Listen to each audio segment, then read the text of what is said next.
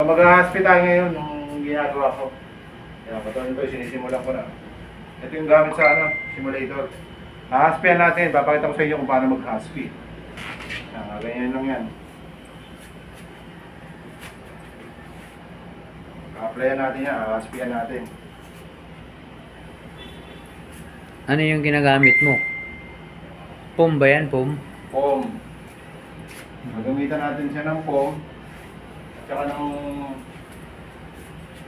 Bilis ah. Wood stain. Ayos ah. Bilis.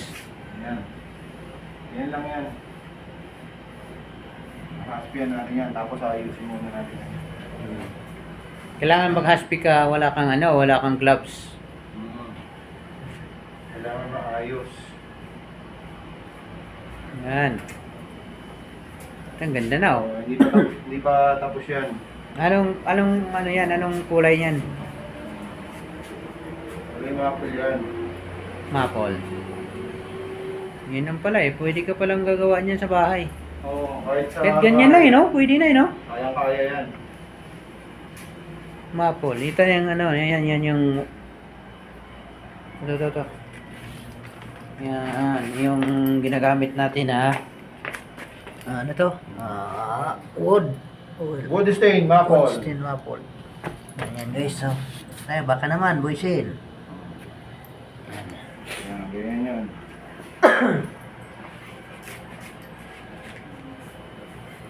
Ang bilis, ang ganda na. Kanina, ibang kulay lang yun. Yan, ngayon lang, pabalik-balik lang pagka basta magkaroon siya ng design.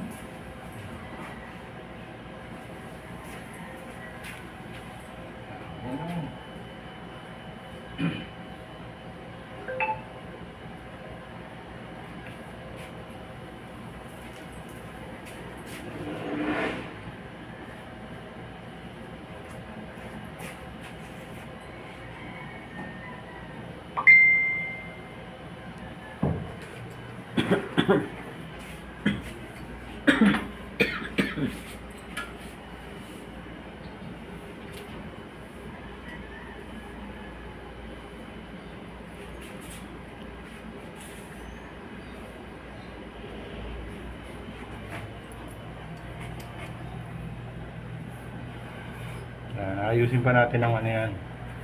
Bubugahan. Yes, pipinish pa natin yan. So ngayon, ano pa lang yan? Haspi. First footing. Footing yan. Ayos pa natin ang yan. Ayan o.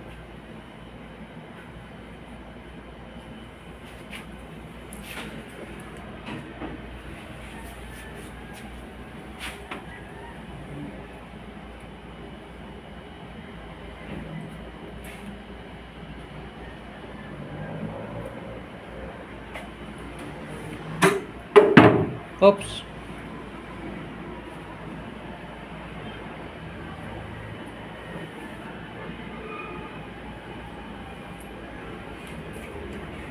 Parang natural na nakahoy ah. Parang style Nara siya. Style Nara.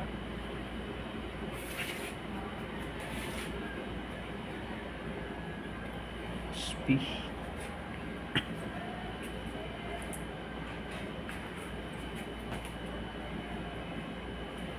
Tapos ayusin natin yan ng glass.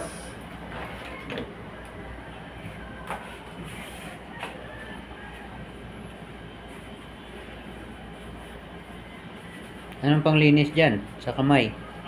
Thinner lang. Thinner lang. Paint thinner. Thinner. Ayan. So guys, ganyan lang ah. Ayan. Yan yung mga finishing labor.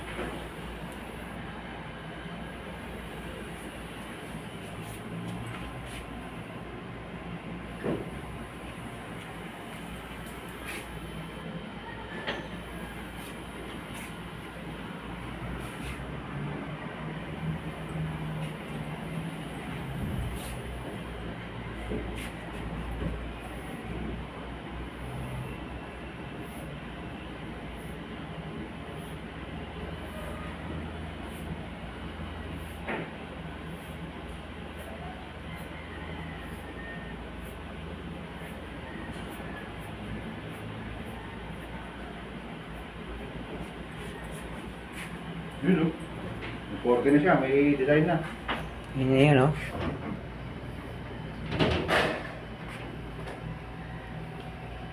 Pag titignan mo, parang nara na.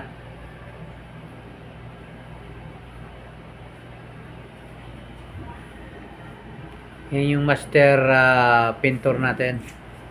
Ganyan lang ang pag-aspi, kayang-kaya yung gayahin niya sa inyo. Ayan. Batang tala. Yan yan, mga tirada ng mga batang tala.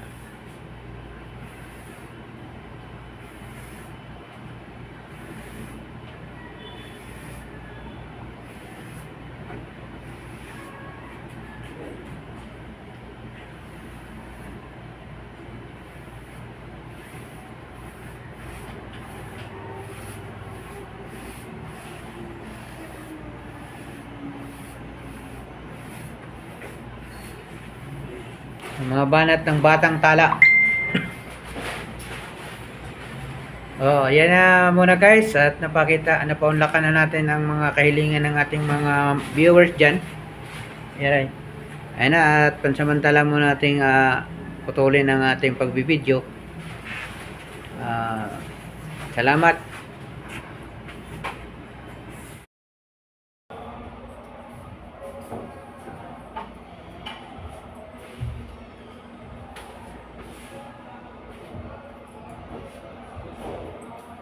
Okay, hello guys. Tuyo na yung aspi natin. Yung ginawa natin yung nakaraan, aspi. Ipitin na natin siya ng sanding sealer ngayon. Para kahit mahawakan siya, hindi na magagalaw yung aspi niya. And then pagka natapos yung sanding sealer natin at natuyo na, applyan na natin siya ng polyurethane, yung pampinis niya. Yun na yung last coat. Para smooth na siya, maganda. Makintab na makintab. Okay, apply natin ang sanding sealer ngayon.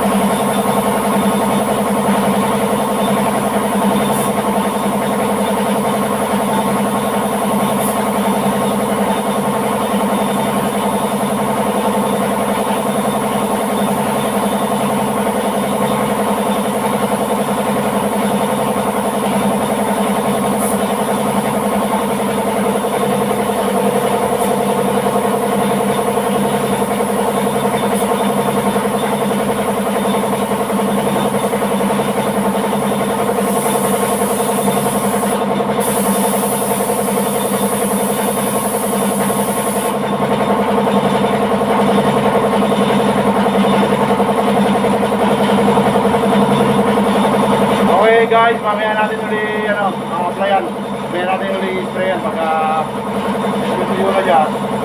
Applyan uli natin siya starting sealer. Bago natin siya i-finish.